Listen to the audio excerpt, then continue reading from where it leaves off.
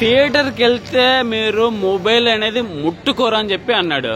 అది నిజమేనా అంటారా? 5 minutes తర్వాత నువ్వు సెల్ ఫోన్ స్విచ్ ఆఫ్ చేసి సినిమా చూస్తావు. అవునా? అంత ఇంట్రెస్ట్ ఉంటుంది. ఇంపాక్ట్ ఇచ్చారు అసలు ట్విస్ట్లు టర్న్స్ అయితే చాలా బాగుంది. Okay okay. ఎలివేషన్స్ ఎలా ఉన్నాయన్నా? హర్రర్ ఎలివేషన్స్ అట్లా అదే అన్నా, హర్రర్ సినిమాలో నువ్వు కొంచెం ఆడియన్స్ డిఫరెంట్ గా భయపెడితే చాలు సినిమా సక్సెస్ అయిపోయినట్టు. ఈ ఫ్రైడే మళ్ళా బెల్లంకొండ గారు అయితే హిట్ కొట్టేశారంట. ఇప్పుడు నేను ఏం చెప్తానంటే, మిరాయి సినిమా ఉంది, కిష్కిందపురం. అవును, ఆ సినిమా హర్రర్. ఓకే, ఇది వేరే జనర్. సో రెండు హిట్లే. కాకపోతే కిష్కిందపురం సినిమా ఎవరైనా సెకండ్ షో చూడాలనుకుంటే బొట్టలు వణుకుతాయి. అసలు పక్కన మనిషిని తీసుకెళ్ళమని చెప్తా నా సజెషన్. సినిమా అయితే ఒక గంగ, ఒక కాంచన ఏ రేంజ్ లో హిట్ అయిందో హర్రర్ మూవీస్. రాక్షసుడి సినిమా తర్వాత బెల్లంకొండ శ్రీనివాసానికి మంచి కంబ్యాక్ పడింది. భైరవం సినిమాతో కొంచెం డిసప్పాయింట్ అయ్యా. కిష్కిందపురంతో మంచి కంబ్యాక్. కామెడీ ఏమైనా ఉందా? హైపర్ ఆది కానీ సుదర్శన్ కానీ వాళ్ళు ఉన్న మేరలో వాళ్ళు చేశారు. సినిమా స్టార్ట్ అయిన 10-15 నిమిషాలకి మనం ఆ ట్రాన్స్లోకి వెళ్ళిపోతాం. ఆ దెయ్యాలు, హారర్, భయపెట్టడం అవన్నీ కూడా చాలా బాగా చూపించాడు. అనుపమ యాక్టింగ్ ఎలా అనిపించింది? అనుపమని ఎక్స్పెక్ట్ చేసుకుని ఎవరన్నా గ్లామర్ కోసం వస్తారు, కానీ ఈ సినిమాలో అయితే ఒక దెయ్యం పిల్లలా చూపించారు అమ్మాయిని. సో విలన్గా ఒక అతను చేశాడు, పేరు తెలియదు కానీ అతను హ్యాండిక్యాప్డ్ గా బాగా చేశాడు.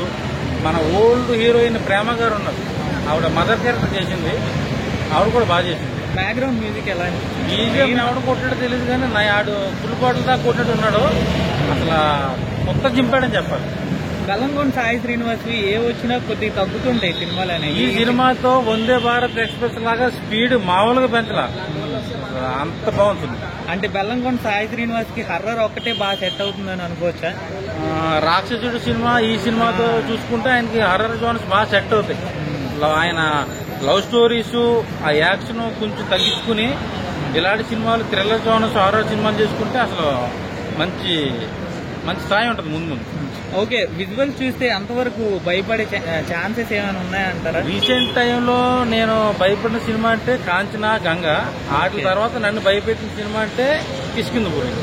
ఓకే, అంటే చంద్రముఖి టైప్ లో కొద్దిగా ఆ రాజ్మహల్ ఇవి కలిపారని అంటున్నారు, అది ఎంతవరకు? సార్ ఇప్పుడు ఏ హర్రర్ సినిమా అయినా నలుగురు ఒక ఇంట్లోకి వెళ్ళాలి, దాంట్లో దెయ్యం ఉందా లేదా అనేది చూస్తారు. ఇంటర్వెల్కి దెయ్యం ఖచ్చితంగా ఉందని ఒక అంచనాకు వస్తారు. ఇంటర్వెల్ తర్వాత ఏదైనా దెయ్యం అసలు కథ ఏంటి, ఎక్కడ పుట్టింది, ఎలా చచ్చింది, క్లైమాక్స్ ఏముంది, ఆ దెయ్యాన్ని ఎలా వదిలించారు, హీరోని ఎలా సేవ్ చేశాడు, ఏ సినిమా చూసుకుని ఇదే పాయింట్. కాకపోతే నువ్వు దెయ్యాన్ని ఎంత భయపెట్టావు జనాలని చెప్పేసి ఆడియన్స్ ఎంత భయపడితే అంత తిట్టావు. ఆల్రెడీ ఒకసారి చెప్పారు కదా ఆడియో ఫంక్షన్ లో మన శ్రీనివాస్ గారు, థియేటర్ కి వెళ్తే మీరు మొబైల్ అనేది ముట్టుకోరు అని చెప్పి అన్నాడు. అది నిజమేనా అంటారా? 5 minutes తర్వాత నువ్వు సెల్ ఫోన్ స్విచ్ ఆఫ్ చేసి సినిమా చూస్తావు. అవునా? అంత ఇంట్రెస్ట్ ఉంటుంది. ఇంపాక్ట్ ఇచ్చారు. అసలు ట్విస్ట్లు టర్న్స్ అయితే చాలా బాగుంది. Okay okay. ఎలివేషన్స్ ఎలా ఉన్నాయన్నా? హర్రర్ ఎలివేషన్స్ అట్లా? అదే అన్నా, హర్రర్ సినిమాలో నువ్వు కొంచెం ఆడియన్స్ డిఫరెంట్ గా భయపెడితే చాలు సినిమా సక్సెస్ అయిపోయినట్టు. ఈ ఫ్రైడే మళ్ళా బెల్లంకొండ గారు అయితే